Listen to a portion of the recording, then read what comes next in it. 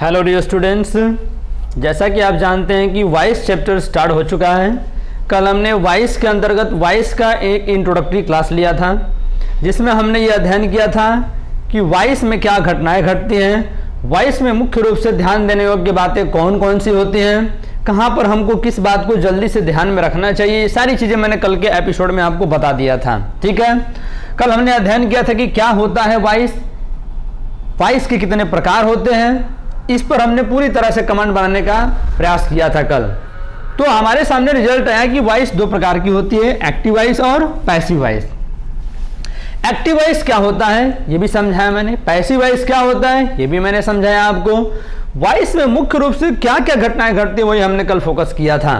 ठीक है, वॉइस किस प्रकार की क्रियाओं का बनता है, किसका नहीं बनता है, एक्टिव से पैसिव, ये सारी चीजें हमने कल अध्ययन किया था। ठीक है, आज मैं आपको वॉइस के अंतर्गत बताने जा रहा हूं PV of present indefinite, simple present का, कि सिंपल प्रेजेंट का एक्टिव से पैसिव में कैसे चेंजिंग किया जाता है, इंटरचेंज किया जाता है। ठीक है, ध्यान देंगे।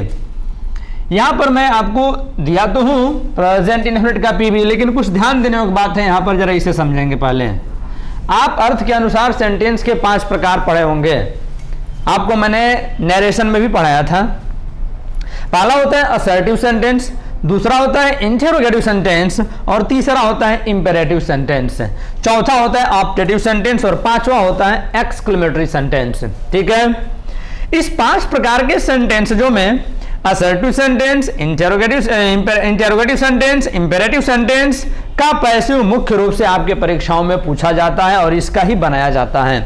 ऑप्टेटिव सेंटेंस अपने आप में एक ये हृदय विराधक वाक्य होते हैं, ये इच्छा सूचक वाक्य होते हैं, हृदय विराधक ये होते हैं, इच्छा सूचक ये वाक्य होते हैं, तो इनका पैसिव बनाना संभव नहीं होता है, क्योंकि ये अपने आप में स्वतंत्र वाक्य नहीं होते, ये मिले जुले वाक्य होते हैं। तो ऑप्टेटिव का तो संभव नहीं है। लेकिन एक्सक्लेमेटरी सेंटेंस में अगर हम हाउ और व्हाट वाला भाग छोड़ दें तो एक्सक्लेमेटरी सेंटेंस के अधिकांशतः जो सेंटेंस बनते हैं वो इंटरजेक्शन के वर्ड जैसे अलाश, हाय, फाई ऐसे शब्दों से जोड़ जोड़ के बनाया जाता है। तो ये अपने आप में शब्द, लेकिन इसके बाद जो वाक्य लिखे जाते हैं अगर वो वाक्य किसी टाइम और टेंस में होगा तो पैसिव बनाया जा सकता है। जैसे alas I have been robbed, तो I have been robbed sentence passive में है, लेकिन अलास जो शब्द लगा है ये हमको बता रहा है कि सेंटेंस एक्सक्लेमेटरी का है। तो एक्सक्लेमेटरी जो सेंटेंस बनता है अपने आप में वह एक विशेष प्रकार का स्ट्रक्चर नहीं होता है। अगर व्हाट और छोड़ दिया जाए, हाउ को छोड़ दिया जाए तो बनता है अलास से, हाय से, ऐसे कुछ आपके इंटरजेक्शन के शब्द उन शब्दों की सहायता से बनाया जाता है, तो वो दूसरी बात है। ठीक है ना, हमको मुख्य रूप से फोकस करना होता है इन 3 प्रकार के अर्थ के अनुसार सेंटेंस जो पर असर्टिव सेंटेंस का पैसिव, इंटेरोगेटिव सेंटेंस का पैसिव और इंपेरेटिव सेंटेंस का पैसिव। असर्टिव सेंटेंस में हम इस प्रकार के स्ट्रक्चर में अगर एक्टिव वॉइस दिया होगा कि शुरू में सब्जेक्ट होगा, बाद में वो, फिर ऑब्जेक्ट, फिर अदर वर्ड होगा, तो हम उसका पैसिव वॉइस बनाएंगे। या दिया होगा subject plus helping verb plus not plus other word, माने ऑब्जेक्ट प्लस अदर वर्ड, तो हम इसका पैसिव बनाएंगे। पॉजिटिव में होगा या नेगेटिव में होगा, दोनों का पैसिव बनेगा। इंटेरोगेटिव सेंटेंस में हम यस नो क्वेश्चन जिसके शुरू में हेल्पिंग वर्ब लगा हो उसका पैसिव सीखेंगे, फिर सब्जेक्ट, फिर वर्ब, फिर ऑब्जेक्ट, फिर अदर वर्ड लगा होगा तो हम उसका पैसिव सीखेंगे। और एक होगा WH आपका, तो WH plus helping verb plus subject plus verb plus object, या तो अदर वर्ड कभी कभी दिया होगा ऑब्जेक्ट के स्थान पर, ऑब्जेक्ट कभी कभी WH काम ही कर देता है, तब की स्थिति में इस प्रकार का स्ट्रक्चर होगा, तो हम इसका पैसिव वॉइस सीखेंगे। समझ रहे बात को। इंपेरेटिव सेंटेंस की शुरुआत ही होती है वर्ब से, किससे होती है, वर्ब से, तो हम इसका पैसिव सीखेंगे। ठीक है, ये बिना वर्ब का नहीं बनता है, इसमें एक सब्जेक्ट यू छुपा रहता है, ये सारी चीजें आप इसके पहले अध्ययन किए होंगे, तो हम इसका मुख्य रूप से अध्ययन करेंगे। ठीक है, इसमें कुछ ध्यान देने की बात या नोट करने की बात हो तो आप लिख लीजिए, फिर मैं ये टॉपिक स्टार्ट करता हूं। ठीक है, ठीक है, अब देखिएगा यहां पर PV of present indefinite tense. सबसे बड़ी बात कि आप एक्टिव से पैसिव चल रहे हैं, तो एक्टिव वॉइस में सब्जेक्ट को महत्व दिया जाता है और पैसिव वॉइस में ऑब्जेक्ट को महत्व दिया जाता है। यहां ध्यान दीजिएगा, अगर कोई पूछे आपसे कि प्रेजेंट इंडेफिनिट टेंस के या सिंपल प्रेजेंट के कितने हेल्पिंग वर्ब्स होते हैं, तो आप कितने बताएंगे? मुझे पूरा विश्वास है आप कहेंगे कि 2 होते हैं, डू और डज। लेकिन मुझसे पूछा जाए तो मैं कहूंगा कि 5 होते हैं। कैसे 5 होते हैं, ध्यान दीजिएगा। अगर पूरा प्रेजेंट इंडेफिनिट टेंस का पूछा जाए कि कुल कितने हेल्पिंग वर्ब्स होते हैं तो 5 होते हैं। ध्यान दीजिएगा, डू और डज जो होते हैं ये काम करते हैं एक्टिव वॉइस में, तो ये एक्टिव के हेल्पिंग वर्ब है जिसमें सब्जेक्ट को महत्व मिलेगा, उसमें ऐसी हिंदी आएगी। और जब वही सेंटेंस पैसिव में रहेगा तो वहां पर पैसिव में उसी टेंस के सेंटेंस को जब पैसिव में बनाएंगे तो वहां इज, एम, आर ये तीनों हेल्पिंग वर्ब आपके प्रयोग किए जाते हैं। हिंदी में परिवर्तन होता है, जब हिंदी का सेंटेंस डू और डज पर बनता है तो इसकी हिंदी होती है कि क्या वह क्रिकेट खेलता है, लेकिन यही सेंटेंस अगर उसको बनाया जाए पैसिव वॉइस में तो इसकी हिंदी हो जाएगी कि क्या क्रिकेट। अब देखिए, जिसको महत्व दिया जाता है वही सब्जेक्ट बन जाता है। क्या के बाद वह है सब्जेक्ट को महत्व दिया है, ऑब्जेक्ट क्या है इसमें, क्रिकेट है, तो क्या क्रिकेट। अब बाद में खेला जाता है, अब हिंदी बनेगी खेला जाता है, खेलता है नहीं, माने खेलता है कहेंगे तो एक्टिव वॉइस, और खेला जाता है कहेंगे तो पैसिव वॉइस। अब आपको बोलचाल की भाषा से थोड़ा सा मैं समझा दिया, नहीं तो कुछ नहीं, स्ट्रक्चर से मुझे बस पढ़ाना ही था। लेकिन बोलचाल में कैसे पहचान किया जाता है, जैसे आप ट्रांसलेशन करेंगे आप इंटरमीडिएट में चाहे हाई स्कूल में, अब सेंटेंस कोई ऐसा ही बन जाएगा कि क्या ऐसा किया जाता है। अब लगेंगे बनाने आप, लेके इसको डू और डज पर बन ही नहीं पाएगा। क्या ऐसा किया जाता है, क्या पाकिस्तान में होली मनाई जाती है, अब यही हिंदी बन गया आपका, बताइए। क्या आपके गांव में त्योहार मनाए जाते हैं, यही हिंदी आ जाएगी आपके जब आप ट्रांसलेशन अनुवाद करेंगे आप सेंटेंस हिंदी से इंग्लिश में, तो ऐसे ही प्रश्न बन जाएगा। तो आपको पहले जानना पड़ेगा कि ये एक्टिव में है कि पैसिव में है। तो मैं तरीका बता रहा था आपको कि क्या वह क्रिकेट खेलता है या क्या वह कोई व्यक्ति कोई काम करता है, जब ऐसा हिंदी आता है तो वह एक्टिव वॉइस होता है। क्या कोई काम किया जाता है, दिया जाता है, लिया जाता है, पढ़ाया जाता है, बोला जाता है, 20 प्रकार की हिंदी जब आप सोचेंगे तो ये सारी की सारी हिंदियां होती हैं पैसिव वॉइस में। ध्यान दीजिएगा, तो करता है, धरता है, लेता है, पढ़ता है, जब ऐसे कहेंगे तो डू डज काम करेगा उसमें।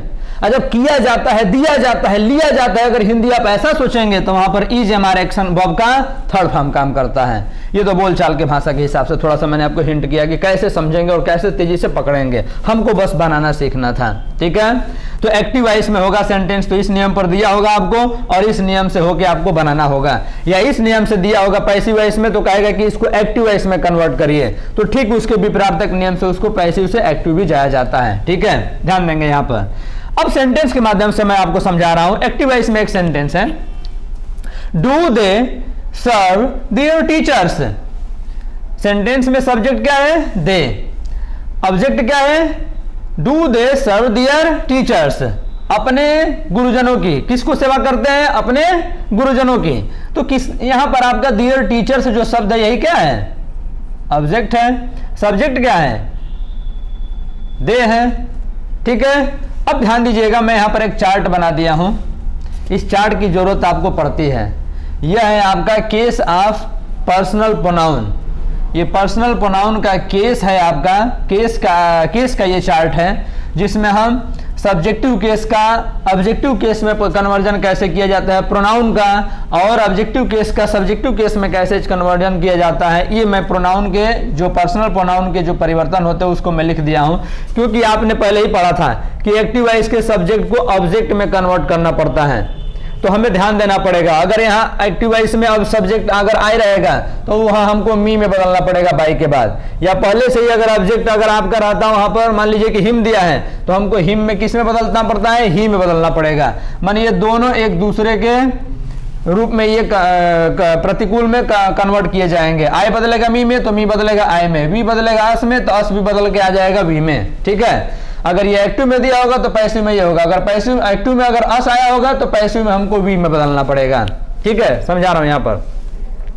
Do they serve their teachers, तो यहां पर ये भी ध्यान देना है कि अगर प्रश्न रहेगा तो पैसिव भी प्रश्न पर भी बनाया जाता है।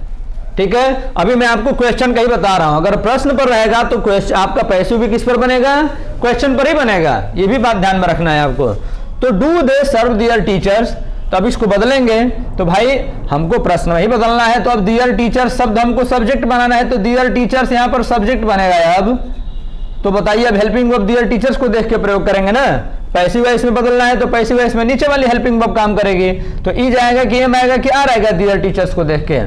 तो डियर टीचर्स को देख के हमारा हेल्पिंग वर्ब क्या काम करेगा, आर। ठीक है, तो आर डियर टीचर्स। अब देखिए वर्ब का कौन सा फॉर्म चाहिए, थर्ड फॉर्म, हमेशा थर्ड फॉर्म, जो भी एक्टिव वॉइस में वर्ब आती है उस वर्ब का कौन सा फॉर्म लिखा जाता है? थर्ड फॉर्म, जिसको पास्ट पार्टिसिपल फॉर्म आप कहते हैं। आर देयर टीचर्स सर्व्ड, और एक्टिव वॉइस का जो सब्जेक्ट होता है उसको बाई के बाद हम क्या करते हैं? ऑब्जेक्टिव केस में बदल देते हैं। देखिए यहां पर दे आया है तो किसमें बदल दिया? देम में बदल दिया। दे बदल जाता है देम में। अगर देम ऑलरेडी यहां रहता है तो वो देम में बदल जाता है। बात समझ रहे हैं? अगला सेंटेंस है डज ही स्पीक इंग्लिश। तो डज ही स्पीक इंग्लिश में क्वेश्चन है, इसका मतलब कि हमारा पैसिव भी क्वेश्चन पर ही बनेगा। उसके भी शुरू में हेल्पिंग वर्ब को ही लिखना है, लेकिन किस हेल्पिंग वर्ब को लिखना है इज एम आर में से ये तय करेगा एक्टिव वॉइस का ऑब्जेक्ट। तो एक्टिव वॉइस का ऑब्जेक्ट देखिए डज ही स्पीक इंग्लिश, ठीक। तो डज ही स्पीक इंग्लिश में इंग्लिश क्या बोलता है? इंग्लिश बोलता है। कल ही सिखाया था कि कैसे ऑब्जेक्ट का पता किया जाता है। तो इंग्लिश भाषाओं का नाम, विज्ञानों का नाम हमेशा सिंगुलर होते हैं। किसी विशेष परिस्थिति में प्लूरल होते दूसरी बात है, लेकिन हमेशा ये क्या होते हैं? सिंगुलर होते हैं। तो सिंगुलर की परिस्थिति में इंग्लिश को जब हम सब्जेक्ट बनाएंगे तो इंग्लिश को ध्यान में रखते हुए हम क्या के लिए क्या लिखेंगे? शुरू में इज एम आर में से सिंगुलर सब्जेक्ट होगा तो इज, इसलिए इज लिखा है यहां पर। इज इंग्लिश, और वर्ब का कौन सा form? Third form. Is English spoken किसके द्वारा? तो ही बदलेगा किस में? हिम में। देखिए यहां पर ही बदल जाता है किसमें? हिम में बदल दिया जाएगा। Is English spoken by him, क्या इंग्लिश उसके द्वारा बोली जाती है? हिंदी में अगर इसको निकाला जाए तो, लेकिन आपको ग्रामर पढ़ते समय इससे हिंदी से कोई बहस नहीं होता है। एक्टिव दिया है पैसिव में कन्वर्ट कर दिया, पैसिव दिया है एक्टिव में कन्वर्ट कर देना रहता है। फिर भी हिंदी समझ में आपको आनी चाहिए। अगला सेंटेंस है do you like me. Do you like me, कौन? यू सब्जेक्ट है, किसको? मुझको, ये ऑब्जेक्ट है। तो मी आपका ऑब्जेक्ट है और एक्टिव वॉइस के ऑब्जेक्ट को ही हमको पैसिव में सब्जेक्ट बनाना पड़ता है। शुरू में डू लगा है, इसका मतलब कि जब क्वेश्चन करेंगे हम पैसिव वॉइस में तो शुरू में हेल्पिंग वर्ब आएगा, लेकिन किसको देख के आएगा? एक्टिव वॉइस के ऑब्जेक्ट को देख के आएगा। अब मी को पहले बदलिए यहां से आई में, तो मी बदल गया सब्जेक्ट, क्योंकि आप सब्जेक्ट बनने जा रहा है भाई, तो आप सब्जेक्ट वाले फॉर्म में उसको लेके आइए, ठीक है। तो मी बदला आई में, तो आई के लिए क्या प्रयोग करते हैं? देखिए यहां पर लिखा गया है आई के लिए एम का प्रयोग किया जाता है। आई के लिए एम का, तो एम आई लाइक्ड किसके द्वारा? By you. अब ये यू का ऑब्जेक्टिव केस यू ही होता है, देख सकते हैं यहां पर आप, ठीक है। तो यू का ऑब्जेक्टिव केस यू ही होता है, कोई उसमें झंझट नहीं है आपका। Am I liked by you, ठीक है। तो ये इस तरह से भी क्वेश्चन का मैंने यस नो क्वेश्चन का भी कन्वर्जन आपको बताया, प्रेजेंट इंडेफिनिट टेंस का है, ठीक है। इसको आप नोट कर लीजिए, ठीक है। तो अभी मैं आपको यस नो टाइप क्वेश्चन का ये बता रहा था। अब डब्ल्यूएच टाइप क्वेश्चन का देख लीजिए जरा, कि ऐसे एक्टिव वॉइस के सेंटेंसेज जो डब्ल्यूएच सब आरंभ हुए होंगे, तो पैसिव वॉइस में भी बनाते समय हमें डब्ल्यूएच का ख्याल करना चाहिए। एक्टिव हो चाहे पैसिव हो, सबसे बड़ी बात पहले समझिए, सब कुछ छोड़ छाड़ के।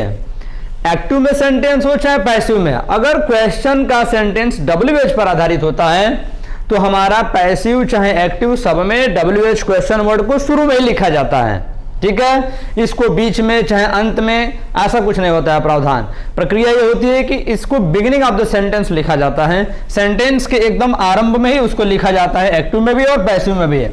अब प्रश्न ये है कि कुछ इंटरोगेटिव वर्ड के जो वर्ड होते हैं ये सेंटेंस में कभी स्वयं सब्जेक्ट का काम कर सकते हैं, कभी खुद ही ऑब्जेक्ट का काम कर सकते हैं।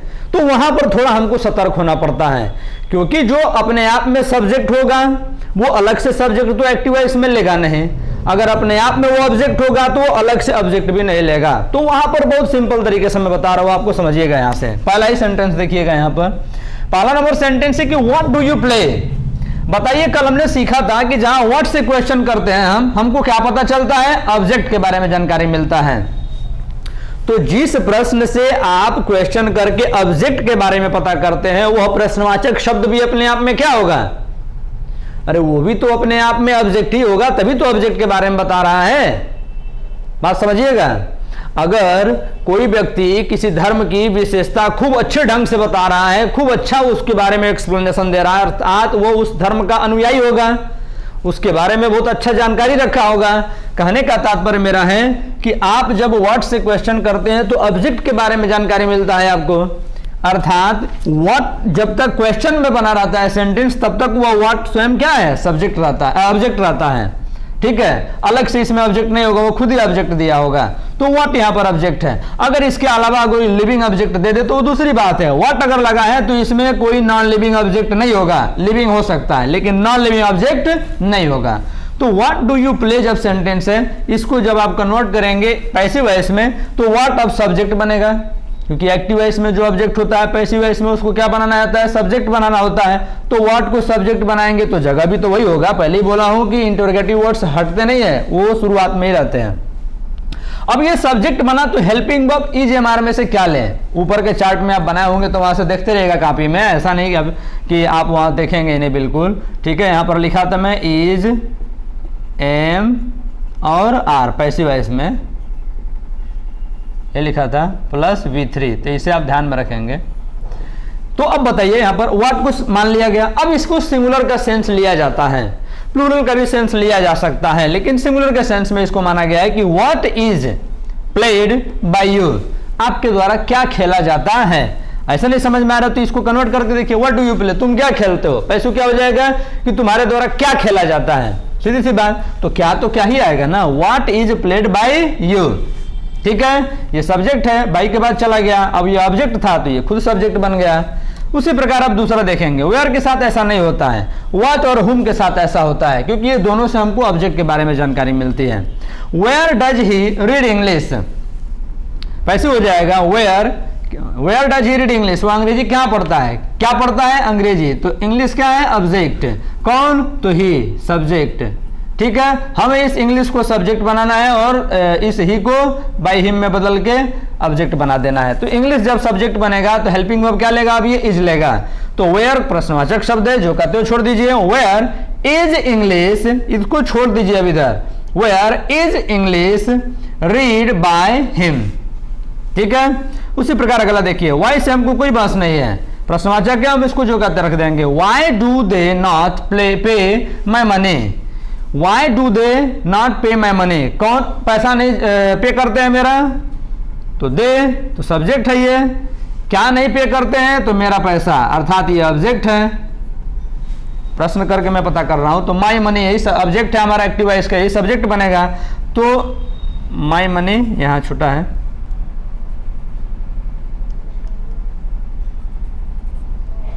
ठीक है। तो माई मनी जब सब्जेक्ट बनेगा हमारा, तो माई मनी देखिए अनकाउंटेबल नाउन होता है, अनकाउंटेबल नाउन हमेशा सिंगुलर होते हैं, इनको गिना नहीं जा सकता है, इसको सिंगुलर की श्रेणी में रखा जाता है। तो माई मनी को ध्यान में रखते हुए हम अब यहाँ पर हेल्पिंग वर्ब क्या लगाएंगे, इज लगाएंगे। Why is my money not paid by them, why is my money not paid by them, अब दे है तो इसको ऑब्जेक्ट में बदलेंगे तो बाय देम हो जाएगा यहाँ पर, why is my money not paid by them, ठीक है। अगला देखिए यहां पर, how many boys do you teach, how many boys, कौन कितने लड़कों को पढ़ाता है, तो आप सब्जेक्ट है, किसको पढ़ाता है तो बच्चों को। तो ये पूरा हाउ मेनी एक कॉम्बिनेशन में आता है, ध्यान में रखिएगा। हाउ मेनी कभी भी सेंटेंस में अकेले नहीं आता है, जिनकी संख्या पूछता है उसको अपने साथ में लेके आता है। तो ये पूरा हाउ मेनी बॉयज वाला ये जो साथ में आप देख रहे हैं फ्रेज, ये एक साथ ऑब्जेक्ट के रूप में प्रयोग किया गया है यहाँ पर, हाउ मेनी बॉयज ये एक साथ आएगा, ठीक। तो ये ही ऑब्जेक्ट है और यू क्या है, सब्जेक्ट है। पैसिव में क्या होता है कि ऑब्जेक्ट को सब्जेक्ट, सब्जेक्ट को ऑब्जेक्ट। तो हाउ मेनी पहले से ही प्रश्नवाचक शब्द भी है तो ये तो हटेगा नहीं, तो यही सब्जेक्ट बनेगा, हाउ मेनी बॉयज। अब बॉयज देखिए प्लूरल है, तो अब बॉयज को देख के यहाँ पर आर लिखा गया है। अब कंफ्यूज मत हो जाइए कि यहाँ पर मैं वाई को देख के इज लगाया हूं, ये इसका दूसरा प्रश्न है, इसमें वाई से कोई लेना देना नहीं है सब्जेक्ट और ऑब्जेक्ट का, क्योंकि ये रीजन कारण बताते हैं, इसको छोड़ दीजिए। हाउ मेनी बॉयज में खुद ही ये प्रश्नवाचक शब्द ऑब्जेक्ट का काम, सब्जेक्ट का काम करने जा रहा है, इसलिए अब इसको सब्जेक्ट बॉयज को मानेंगे तो इसके तुरंत बाद क्या लगेगा, आर लगेगा। How many boys are taught by you बदलेगा किसमें, यू में ही रहेगा, how many boys are taught by you। अगला सेंटेंस है आपका, how many boys play cricket. अब ध्यान दीजिए यहाँ पर, यहाँ इन दोनों क्वेश्चन में जरा देखिए अंतर, how many boys do you teach में अलग से एक सब्जेक्ट है, यहाँ देखिए how many boys play cricket active voice में है कि कितने लड़के खेलते हैं, कौन खेलते हैं, कितने लड़के। अब यहाँ पर यही हाउ मेनी बॉयज आपका शब्द सब्जेक्ट के रूप में प्रयोग किया गया है एक्टिव वॉइस में, यहाँ पर हाउ मेनी बॉयज को ऑब्जेक्ट के रूप में प्रयोग किया गया है। अंतर देखिए यहाँ पर, how many boys play cricket, क्या खेलते हैं कितने लड़के, तो क्रिकेट, यहां पर क्रिकेट ऑब्जेक्ट है, कौन खेलते हैं, लड़के, तो ये सब्जेक्ट है।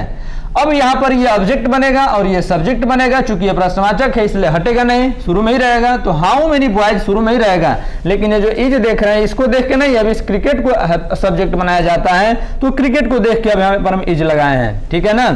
How many boys is cricket played by, by को आप शुरू में भी लिख सकते हैं, अंत में भी, शुरू में लिखते हैं तो बाई हाउ मेनी बॉयज लिखा जाता है, ठीक है। By how many boys is cricket played, question mark. अगला, how much time do you spend on study, आप स्टडी पर कितना समय देते हैं, कौन, तो आप, सब्जेक्ट है, क्या देते हैं, समय, तो ये ऑब्जेक्ट है, ठीक है। ऑब्जेक्ट को सब्जेक्ट बनाएंगे तो हाउ मच टाइम सब्जेक्ट बन जाएगा। अब टाइम अनकाउंटेबल होता है, ठीक है, अनकाउंटेबल के लिए हेल्पिंग वर्ब सिंगुलर लगती है, तो how much time is spent, subject हो गया, हेल्पिंग वर्ब, तो अब मेन वर्ब का third form, how much time is spent by you, ये यू का objective case you, on study, study पर कितना समय खर्च किया जाता है, ठीक है। ये WH क्वेश्चन वर्ड को मैंने बताने का प्रयास किया। अगर इसमें कोई डाउट हो तो आप इसको कमेंट बॉक्स में जरूर लिख दीजिएगा कि अगर इसमें या अलग से कोई क्वेश्चन हो तो कमेंट करते रहिएगा। लेकिन इसको अगर जहां भी कंफ्यूजन हो WH को, रोक के वीडियो उसको 2 बार 3 बार जरूर सुनिएगा, तभी ये क्लियर हो पाएगा, ठीक है। हालांकि बहुत ईजी वे मैंने आपको समझाने का प्रयास किया, कोई डाउट होगा तो आप इसको क्लियर कर सकते हैं, ठीक है। अभी एक आध और मैं देख ले रहा हूं, इसको तब तक नोट कर लीजिए, ठीक है। तो अब ये कुछ और है, इसको देख लीजिएगा। अब हूं पर थोड़ा सा अपवादिक तौर पर बनता है, इस पर जरा विशेष फोकस बनाए रखिएगा। सेंटेंस है आपका एक्टिव वॉइस में, हु बीट्स यू डेली, यार तुम्हें कौन रोजाना पीटता है, हु बीट्स यू डेली। ध्यान देंगे इस प्रकार की सेंटेंस जिसमें हु से सेंटेंस की शुरुआत हुई होगी उसमें सब्जेक्ट अलग से नहीं होता है, वही स्वयं सब्जेक्ट का काम करता है, क्योंकि उस सब्जेक्ट का ही तो पता करने के लिए क्वेश्चन हु से किया जाता है। तो सेंटेंस में अलग से सब्जेक्ट कैसे आएगा, यही खुद सब्जेक्ट है। अब इसको ऑब्जेक्टिव केस में बदलेंगे तो ये हुम में बदल जाएगा, ठीक है। हु का ऑब्जेक्टिव केस हुम होता है और हुम का सब्जेक्टिव केस हु होता है। मैंने हु दिया होगा सब्जेक्ट के रूप में तो ये हुम में बदलता है, और हुम दिया होगा तो हुम में बदल जाता है। लेकिन एडवांस में हु को बदला नहीं जाता है। एडवांस का मतलब कि मॉडर्न इंग्लिश कहती है कि हु को हु में ही रहने दीजिए, इसको चेंजिंग मत करिए। फिर भी मैं आपको बता दे रहा हूं यहां पर दोनों तरीके से, हु को नहीं बदला जाएगा तो छीट के भाई मान लीजिए हु है तो हमने हु को हु में ही रहने दिया। अब आगे देखिए, हु बीट्स यू, किसको, कौन किसको डेली पीटता है, तुमको, तो यू ऑब्जेक्ट है, यहां पर ये सब्जेक्ट बनता है हमारा। जब ये सब्जेक्ट बनेगा तो सेंटेंस में अब यू के लिए क्या लगेगा, आर लगेगा। तो हु तो हमने जो का तो लिखा जैसे है छोड़ दिया हमने। अब WH क्वेश्चन के बाद आपको हेल्पिंग वर्ब चाहिए, हमने हेल्पिंग वर्ब लिख दिया आर, किसको देख के, यू को देख के। हु आर यू बीटेन, और बाई शब्द जो होता है बाद में रख देते हैं, चूंकि एडवर्ब ऑफ फ्रीक्वेंसी है इसलिए मुझे डेली के पहले ही बाई रखना पड़ा, नहीं तो अंत में लिखा जाता है who are you beaten by daily, ठीक है। यही एडवांस में आपका, इसी को मान्यता दी गई है, ध्यान दीजिएगा। मॉडर्न में इसी को मान्यता दी गई है, इसे ध्यान में रखिएगा। आप ऐसे ही बनाने का प्रयास करिएगा तो और बेहतर होगा। हालांकि बनता ऐसे है, अगर उस नियम से बनाया जाए कि हु को ऑब्जेक्ट में और ऑब्जेक्ट को हुम में और हुम को हु में बदल दिया जाता है, तो उस हिसाब से देखिए। हु को अगर बदलेंगे ऑब्जेक्टिव केस में तो बनेगा ये बाय हुम, फिर आर यू बीटेन, इतना बात यहां पर भी लिखा जा रहा है, जो ऊपर है नीचे है आपका, by whom are you beaten daily, ठीक है। सेम वही चीज है, बस कुछ ज्यादा खास इसमें परिवर्तन नहीं किया गया है, वही दोनों में सेम आपका चीज है। जो चीज यहां पर दिख रहा है वही चीज इसमें भी दिख रहा है, बस मॉडर्न कहती है कि हु को हुम ही रहने दीजिए, और आपकी ओल्ड इंग्लिश कहती है कि हुम में बदलिए हु को, और हुम को हुम में बदलिए। तो हुम का हुम में बदलना तो मान्यता है मॉडर्न में भी, लेकिन हुम में बदलने की प्रक्रिया को मान्यता उतना अब नहीं देते हैं लोग, ठीक है। इस पर आपको नोट या सलाह दी गई है, परीक्षाओं में दिया जाता है, ध्यान में रखेंगे। अब एक हुम पर सेंटेंस है कि हुम डू यू टीच, तो सेंटेंस बनेगा हुम डू यू टीच। तो हुम बने किसको, तो किसको से जहां प्रश्न होता है वो खुद ऑब्जेक्ट होता है, ये ऑब्जेक्ट है, और सब्जेक्ट क्या है, यू है, और ये खुद क्या है, ऑब्जेक्ट है। अब सब्जेक्ट यू बदलेगा ऑब्जेक्टिव केस में तो यू ही रहेगा। तो सेंटेंस ध्यान देंगे यहां पर, हुम डू यू टीच, ये सब्जेक्ट है, तो हु इज, अब हुम बदलेगा सब्जेक्ट में तो क्या हो जाएगा, हु हो जाएगा, ये सब्जेक्ट है भाई, ये ऑब्जेक्ट में बदलेगा तो बाय हुम में चला जाएगा। हुम बदलेगा हु में तो हु अब यहाँ पर इज हो जाएगा हु को ध्यान में रखते हुए, क्योंकि इसको सिंगुलर ही माना जाता है। विशेष परिस्थिति में इसको अलग से मान लिया जाता है, लेकिन सामान्यतः इसको सिंगुलर ही माना जाता है। विशेष परिस्थिति में अगर कोई ऐसा भाव आए कि कौन कौन किसके किसके द्वारा, तो वहां पर दूसरा सेंस होता है। Who is taught by you, who is taught by you, ठीक है। इस तरह से मिलते जुलते बहुत सारे भी होंगे आपके, लगभग मैंने आपको सभी WH क्वेश्चन बताने का प्रयास किया। एक आध और होंगे वो सिंपल होते हैं, जैसे आपने हाउ का बनाया, हु से बनाया, वैसे वो भी बनते हैं, बहुत इजी होते हैं वो, ठीक है। तो आज मैंने आपको बताया यस नो का और WH का प्रेजेंट इंडेफिनिट टेंस पर परिवर्तन कैसे करते हैं। इसके बाद इतना समय नहीं लगेगा आपको, ठीक है ना, आप समझ जाएंगे, कम समय में भी ज्यादा समझ जाएंगे। अब कुछ मैं आपको पॉजिटिव और निगेटिव का बता दे रहा हूं, ठीक है, तो इसको आप नोट कर लीजिए। अब ये मैं आपको दो सेंटेंस अफर्मेटिव और नेगेटिव का दिखा दे रहा हूं। अब तक देखिए, मैंने शुरुआत में आपको किसका बताया था, यस नो क्वेश्चन का मैंने बताया था, फिर बाद में WH बताया, और अब मैं आपको बताने जा रहा हूं पॉजिटिव, फिर बताने जा रहा हूं नेगेटिव का। 4 प्रकार के सेंटेंसों का मैं आपको इंटरचेंज बता रहा हूं एक्टिव से पैसिव में, जिसमें मैंने आपको 3 ऊपर वाले ये दो बता दिए हैं। अब बचा है आपका पॉजिटिव और नेगेटिव। तो देखेंगे, they invite me every year on Diwali, ठीक है। सब्जेक्ट क्या है, दे, कौन, दे, किसको, मुझको, तो ये आए है, ये ऑब्जेक्ट है आपका, ठीक है, और ये सब्जेक्ट है। तो अब मी बदलेगा आई में, तो हो जाएगा ये यहां पर सब्जेक्ट हो जाएगा। अरे भाई मी आपका ऑब्जेक्ट है, तो सब्जेक्टिव केस क्या होगा, इसका आई होगा, और दे बदलेगा देम में, तो आई एम इनवाइटेड। एक्शन का हमेशा थर्ड फॉर्म, वर्ब का हमेशा थर्ड फॉर्म, ये आपको रट लेना है दिमाग में पैसिव में। आई एम इनवाइटेड बाय देम, ठीक है, एवरी ईयर ऑन दिवाली। देखिए बाद वाले अदर वर्ड में कोई छेड़छाड़ नहीं किया जाता है पैसिव में, जो कहते हो जैसे एक्टिव में वैसे पैसिव में लिख दिया जाता है, ठीक है। I am invited by them every year on Diwali. अगला सेंटेंस है, he does not play Holi, Holi is not played by him. He माने कौन, सब्जेक्ट, क्या नहीं खेलता है, होली, तो ये है आपका object. He does not play Holi, Holi is not played bye them, उसके द्वारा होली नहीं खेला जाता है, ठीक है। तो इस तरह से मैंने आपको आज पॉजिटिव और negative WH question word, yes no question word का एक्टिव से पैसिव बनाना बताया, ठीक है। मुझे पूरा विश्वास है कि आपको बहुत अच्छे ढंग से समझ में आया होगा। फिर भी कोई डाउट हो तो आप कमेंट बॉक्स में कमेंट करके आप मुझे हिंट करिए, ताकि मैं उस पर और फोकस करूं और अलग तरह से उसको एक्सप्लेन करने का प्रयास करूंगा नेक्स्ट टाइम, ठीक है। कोई समस्या हो, किसी प्रकार का कोई क्वेश्चन हो, तो आप कमेंट बॉक्स में कर सकते हैं, ठीक है। आज के लिए बस इतना ही। That's it for today, thank you.